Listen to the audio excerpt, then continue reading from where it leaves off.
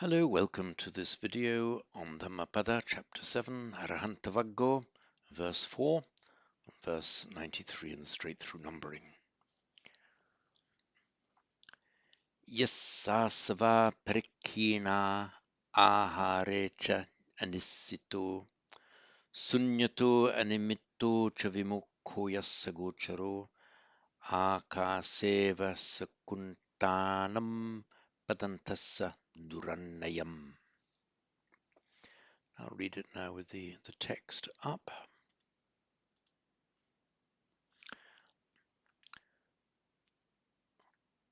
Right,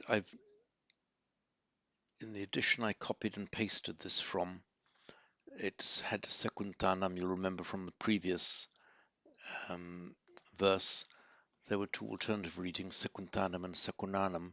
I preferred the Sakunanam, just meaning ordinary birds, so I will change it here as well. I can't definitively say I'm right about it, but it just seems much better reading to me.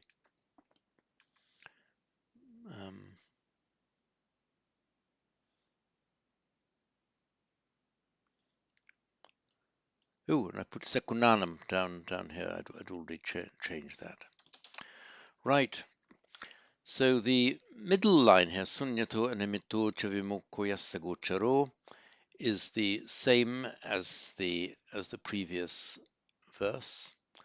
The last line equally is the same, with the exception that we have padam, which means in this context means a path, and of course the durannayam, the in the neuter to agree with padam. So it's only the first line that is substantially different. So the person, and note also that whereas in the previous verse these are all in the plural, the correlative ye sang, ye sang, te sang, it's expressed in the singular here. It doesn't really make a difference. People who, he who. So yassa, yassa, and so on. Tassa, all singular.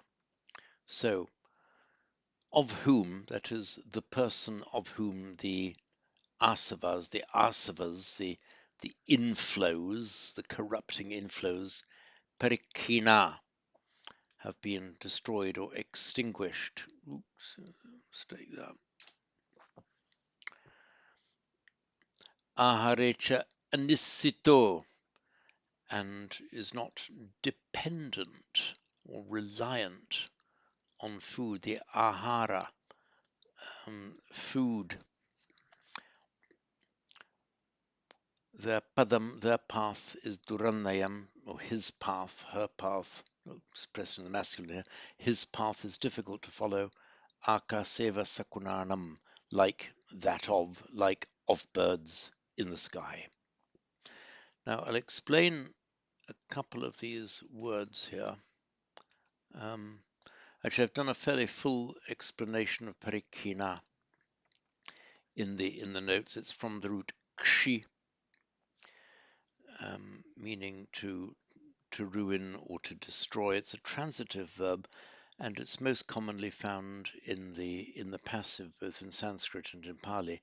That's kshiyate in Sanskrit, kiyati in Pali, to be destroyed or perish, come to an end.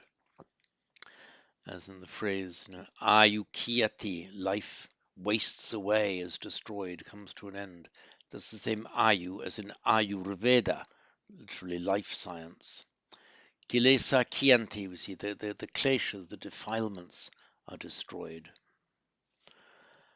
Verbal noun kshaya, Pali kaya, often seen as kshayangachati or kayangachati, literally to go to destruction. Doksha kshaya, that's the destruction of faults, sometimes has the prefix pari.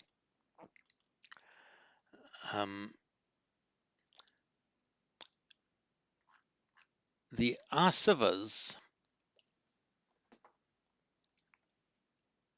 let me call up iPad.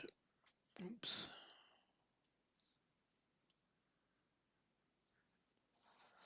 It's from the root sru, meaning to flow.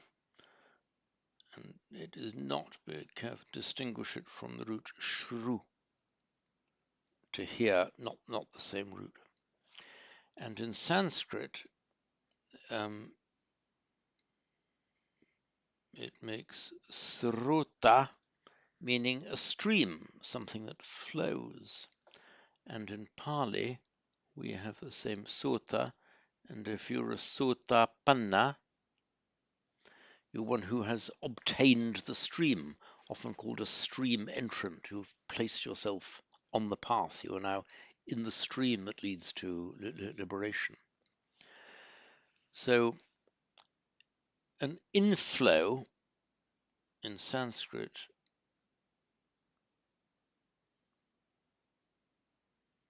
is the asrava,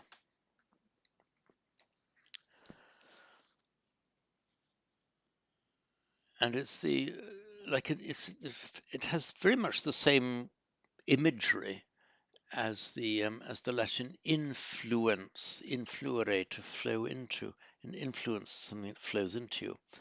And these asavas, they invariably, I think invariably, have a pejorative meaning. It's something you don't want to be happening to you. It's the influences coming in from your greed, hatred, and delusion. You might have expected asrava to become asava in Pali, but in fact, the Pali just retains the long R and makes a single S. That's why it's asava. So in Pali, asava, the inflows. It's a masculine noun. The plural ends therefore makes an asava. So yassa asava parikina, and that there is the masculine plural nominative ending. So of whom the inflows are destroyed. Aharecha anisito, and not dependent upon food. Let me explain nisito. This is anisito, not dependent. Stem form anisita. It is from the root shri, meaning to lie down. From our etymology, we know that very many words that have a sh in Sanskrit is a palatal sh, but they know that this one. Many words finish up as a k sound in Greek and Latin.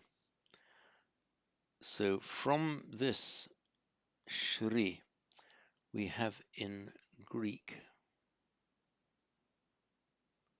kli,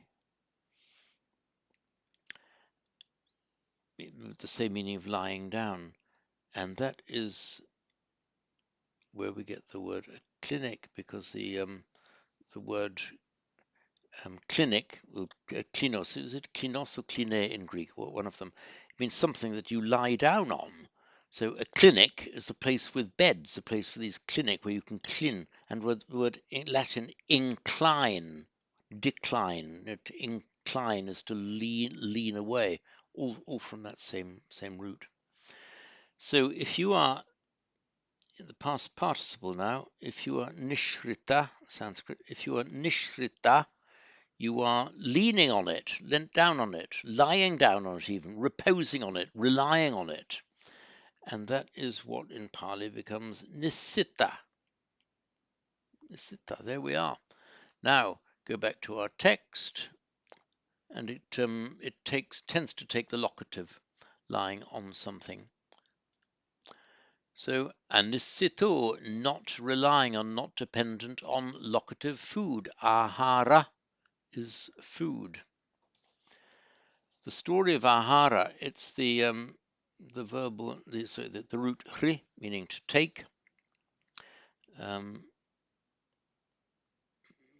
makes a verbal noun with vriddhi, so hara. So towards. So ahara, that which you take in to yours, the towards, that which you take into yourself. Therefore, food has pretty much the same meaning as bhojana. So ahare, if somebody's ahare anisito, it means that he's not dependent on food, or not reliant on it. Or here it has more of doesn't, of course, physically doesn't need any food. It means he's not attached to it. He's more indifferent to it. He doesn't rely on it for his happiness.